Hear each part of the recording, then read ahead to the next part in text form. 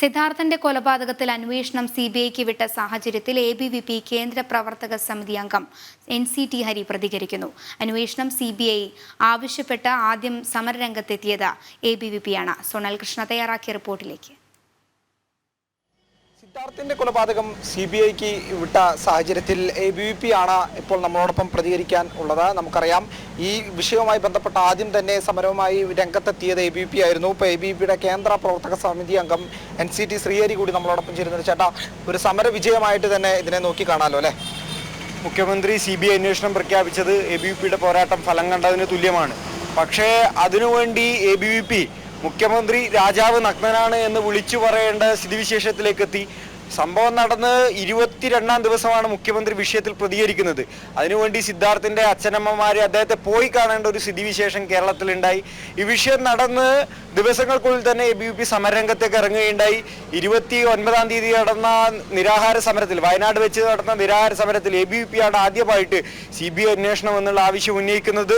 അതിനുശേഷം സെക്രട്ടേറിയറ്റിൽ സംസ്ഥാന സെക്രട്ടറി ഉൾപ്പെടെയുള്ള ആളുകൾ നിരാഹാരം കിടക്കുന്നു. അതിനുശേഷം സിദ്ധാർത്ഥിന്റെ വസതിയിൽ നിന്ന് സെക്രട്ടേറിയറ്റിലേക്ക് മുഖ്യമന്ത്രി വിഷയത്തിൽ ഒരു അക്ഷരം പോലും ഉരിയാടാതെ ഇരുന്ന സമയത്ത് രാജാവ് നഗ്നനാണ് എന്ന് പറഞ്ഞുകൊണ്ട് സെക്രട്ടറി 22 കിലോമീറ്ററുകൾ താണ്ടി എബിവിപി കഴിഞ്ഞ ദിവസം വലിയ മാർച്ച് സംഘടിപ്പിക്കുകയും ചെയ്യുന്നുണ്ട്. അതിനൊക്കെ നിരന്തര പ്രതിഷേധത്തിന്റെ ഫലമായിട്ടാണ് ഇത്തരത്തിൽ CBI അന്വേഷണത്തിലേക്ക് കടന്നിരിക്കുന്നത്. എന്തായാലും ഈ CBI അന്വേഷണത്തെ എബിവിപി സ്വാഗതം ചെയ്യുകയാണ്.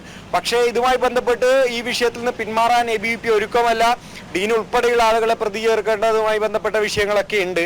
ഇടതുപക്ഷ എക്കോസിസ്റ്റം കേരളത്തിലെ ക്യാമ്പസുകളിൽ പ്രവർത്തിക്കുകയും അത്തരത്തിലുള്ള സപ്പോർട്ടിന്റെ ബലമായിട്ടാണ് SFIയുടെ ആളുകൾ, SFIയുടെ നേതാക്കന്മാർ ഉൾപ്പെടെ ഇത്തരത്തിലുള്ള കൃത്യത്തിലേക്ക് കടക്കുന്നത്. അതിനെ തകർക്കേണ്ടതായിട്ടുണ്ട്. ആ പോരാട്ടത്തിൽ എബിവിപി എന്നും മുന്നോട്ട് നിൽക്കും. ആ വിഷയം ഉയർത്തിപ്പിടിച്ചുകൊണ്ട് കേരളത്തിലെ പൊതുനിരത്തുകൾ, ജില്ലാ കേന്ദ്രങ്ങളിൽ ജനകീയ സദസ്സുകൾ നടത്താൻ വേണ്ടി എബിവിപി തീരുമാനിച്ചിട്ടുണ്ട്. ഇന്ന് അതിന്റെ ഭാഗമായിട്ട് തൃശ്ശൂർ വലിയ രീതിയിലുള്ള ജനകീയ സദസ്സ് നടക്കുകയാണ്. പ്രധാനപ്പെട്ട ഒരു വിഷയം, അധ്യാപകരടക്കം SFIക്ക് പിന്തുണ നൽകുന്ന ഒരു സാഹചര്യമുണ്ട്. അതാണ് ഈ സംഭവത്തിലും അത് തന്നെയാണ് സംഭവിച്ചിട്ടുള്ളതെന്നാണ് നമ്മൾ സംശയിക്കപ്പെടുന്നതും.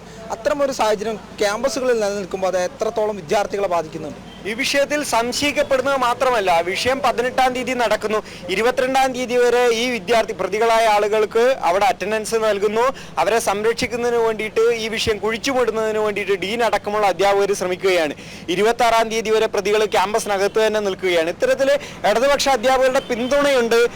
ഈ സംഭവമാണ് കാട്ടാക്കട ക്രിസ്ത്യൻ കോളേജിലെ വിശാഖിന്റെ കേസായാലും, അല്ലെങ്കിൽ കായംകുളത്ത് BCom തോറ്റ വിദ്യാർത്ഥി MCom ചേർന്ന വിഷയം ഒക്കെ ആയാലും, ഇങ്ങനെ നിയമത്തെ അട്ടിമറിക്കുവാൻ ഇടതുപക്ഷ എക്കോസിസ്റ്റം ഒരുമിച്ച് പ്രവർത്തിക്കുന്നതിന്റെ ഫലമായിട്ടാണ് സംഭവിക്കുന്നത്. ഇതിനെ ഇല്ലായ്മ ചെയ്യുന്നതിന് വേണ്ടിയിട്ട് പൊതുജനങ്ങൾ ഒരുമിച്ച് രംഗത്തിറങ്ങണം. അതിന്റെ പതാക പകരുവാൻ എബിവിപി ഉണ്ടാവും. കേരളത്തിലെ മുഴുവൻ കേന്ദ്രങ്ങളിലും, ജില്ലാ നഗർ കേന്ദ്രങ്ങളിലൊക്കെ ജനകീയ സദസ്സുകൾ ഈ വിഷയം ഉയർത്തിക്കാട്ടിക്കൊണ്ട് സമരം നയിക്കുവാൻ വേണ്ടിയിട്ടാണ് എബിവിപി തീരുമാനിച്ചിട്ടുള്ളത്. എബിവിപി വ്യക്തമാക്കിയതിൽ നിന്ന് നമുക്ക് മനസ്സിലാക്കാം. കാരണം തുടർച്ചയായിട്ട് ഇത്തരം സമരങ്ങളുമായി മുന്നോട്ട് തന്നെ ഉണ്ടാവും. കാരണം ഏതെങ്കിലും തരത്തിലുള്ള ഒരു പതനം ഈ കേസ് അന്വേഷണവുമായി ഉണ്ടെങ്കിൽ അതിനെല്ലാം തരണം ചെയ്തുകൊണ്ട് സമരവുമായി രംഗത്ത് തന്നെ എബിവിപി ഉണ്ടാകും എന്നുള്ളതാണ് ഇപ്പോൾ എബിവിപി വ്യക്തമാക്കുന്നത്.